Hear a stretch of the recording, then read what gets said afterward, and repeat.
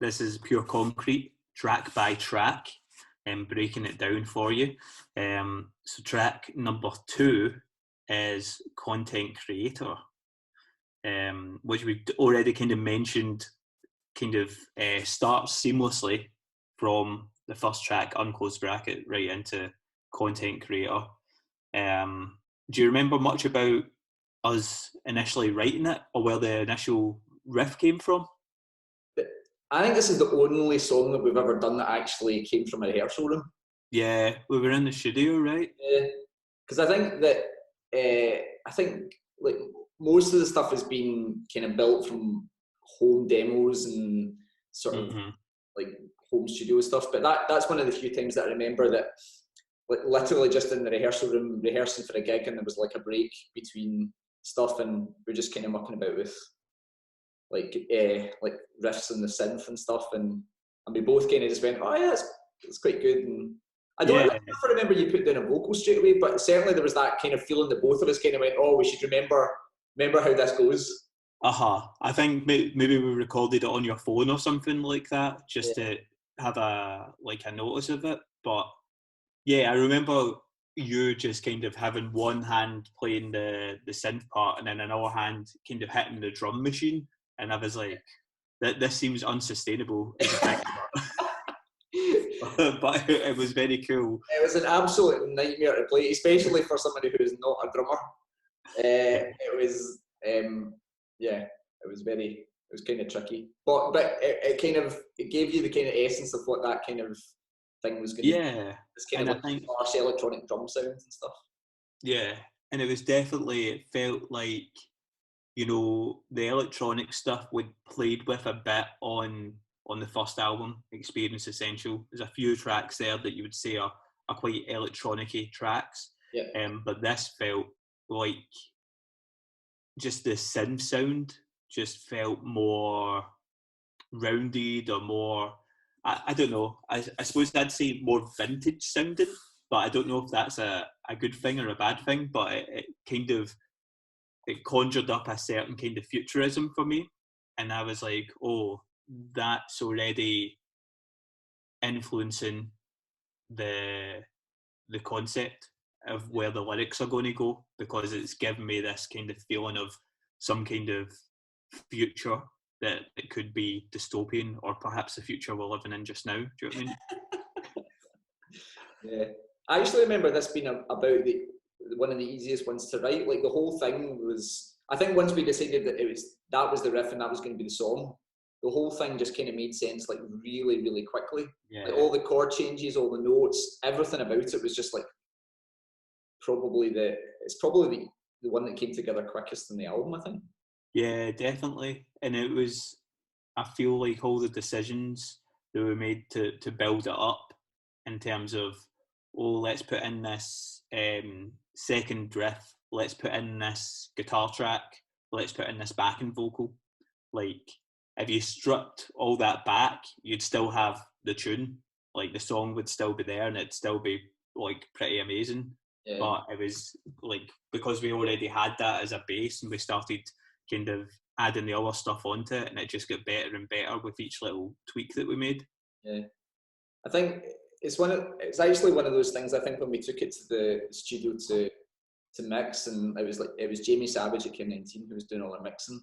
That was one of those ones where I think just that inherent sort of space that those synths give it was not actually that much on this track. I think compared to the track listing of Somewhere, there's like tons of synths and guitars and everything, and that actually didn't have that much on it, but it sounded kind of big. So when Jamie opened up the kind of the Pro Tools file, it was kind of surprising to see like two or maybe three synths and a drum machine. That was pretty much it. Yeah, because it does sound big. It's got a kind of, sounds widescreen. Yeah. Do you know what I mean? But see, this is a kind of look into me and Ralph's relationship, where Ralph knows how music works, where I say things like, it sounds really widescreen, because I don't have any understanding of the actual like things at play, but I know what I like, and I know how it feels to me, you know. I think we are massively lucky as well, like to have been working with Jamie, Savage in this, because I think when we're working with him, he kind of works like that as well. Like, I think you can tell him you want it to sound widescreen and he'll find a way to do it. Totally. Yeah, I was really, really happy to work with someone in a studio who got that, because there's times where I've worked with people who have not got that, and they went, well, what do you want me to do? What do you actually mean technically? And I'm like, I don't know. Just make it sound like it has a hint of violence. Just do it. Do you know what I mean? I don't know how to do it. And Jamie kind of definitely could understand my weird quirks of language in terms of trying to describe what it is I wanted from him. Yeah. One of the nice wee finishing touches, and this is what they had in the studio, which we just loved it so much. This has now become a part of our live set. Is this wee Juno keyboards, which kind of gave us like some of the nice little. It kind of gave us like some of those little sort of just some of those exact sounds that we were kind of looking for. Kind of sounds I think that we both thought we had in our heads, and they were kind of sitting in this keyboard. It's like a great wee thing, and it's now, I think after coming out of the studio, that it made its way onto a few other songs, and then it kind of made sense to have that as part of the live setup. Yeah, I think it initially started as quite a kind of like tight futuristic sounds, like very like kind of classic synthy, and then the more we kind of played with it, it started to feel a bit grittier, and a bit kind of like the tone was a bit grittier, which really helped to shape the lyrics as well, and kind of what I'm talking about. Because I mean, lyrically, content creator, as you'll hear, is kind of about that overwhelm that we have with technology just now, and feeling like everything you do is in some way creating content that's going on the internet, that's becoming part of you and is becoming part of society that other people can see and interact with. You know, whether that's a video or a photograph or a piece of music, it feels like it's just kind of consistent. It feels like it's there all the time now, and we maybe don't have any choice in the matter anymore as to when we're creating content. And obviously that kind of fed in a wee bit to a kind of paranoia about who's watching you, what are they doing with it, do we have control over ourselves, are we who we say we are, or are we a projection of ourselves? So there was all these like big kind of existential themes that came out of it, when the start of it was just like, oh, here's a cool synth flip and some drums on a drum machine, but it just sparked all this kind of creativity and thought that kind of got us to the final track. Do you want to say a wee bit about the video? Because that ended up becoming quite a I love the video. I love it. Yeah, so we were kind of talking about doing like a homemade video thing, and you were talking, in fact, we were with, who were we with? We were in the pub and we were talking about Fiverr. Oh yeah, I think it was Johnny Dillon who put us onto that. It was. Yeah. We were in the pub with Johnny, and he was laughing about this website called Fiverr, where it's full of freelance people, and you can get certain things done by freelance people there. But there's a whole subsection of it where people will just dance or sing a song or hold a message for a $5, a tenner. And I was like, it's so dystopian. It's so dystopian that I can pay a $5 and a guy in India will do a dance for me, you know? Like, I mean, instantly I was like, it's so horrible, I need to explore it. And yeah, we talked about, can we make the whole video from content creators on Fiverr? And I think most of the footage in the video is from people on Fiverr. We've got some friends involved as well. Kyle Wood from Lovers Turn to Monsters is in there. Josephine Sellers is in there. I'm in there as well. The guys from Postcards from the Underground on Cumbernauld FM, they're in there. So yeah, it ended up becoming this really cool thing. But I was having, there was a good week where I was exchanging emails with these guys in India and in Africa and saying, can you hold up a sign saying content creator when you're doing your dance? And the guy who was a retired stuntman from Melbourne, now living in Las Vegas, and he was like, what do you want me to say when I dance? That's like, just say the name of the song.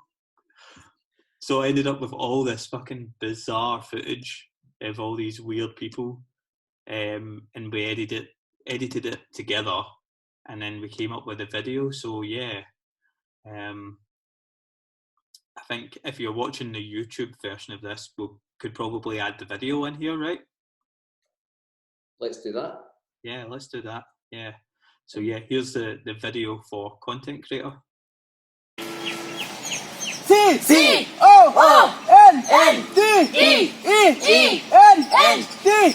Content C-R-E-A-T-E-O-O-R-R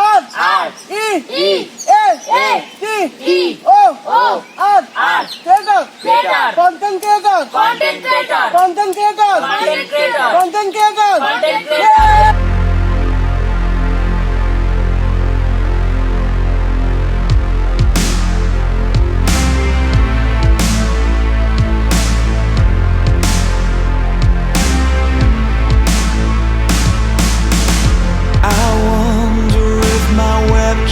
Watches me waste away the day. I wonder if the government films me masturbating away. Creator, content creator.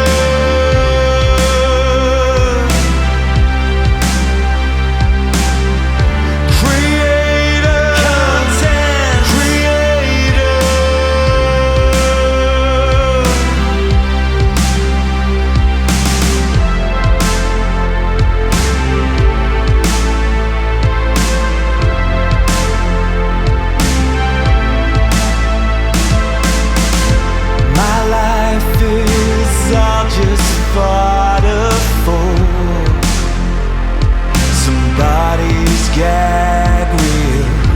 My every thought is monitored to monetize the things I feel. Creator, content creator.